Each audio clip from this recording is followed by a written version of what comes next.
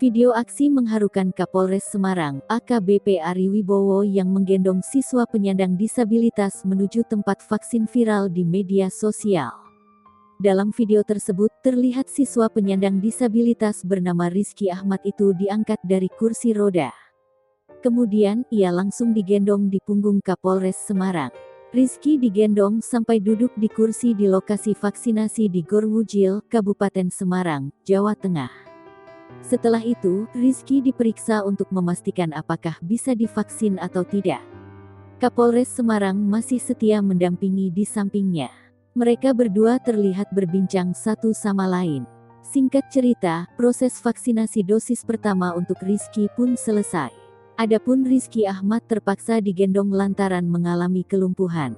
Sementara itu, di lokasi vaksin saat itu tak tersedia kursi roda. Aksi Kapolres Semarang itu menuai banyak pujian netizen.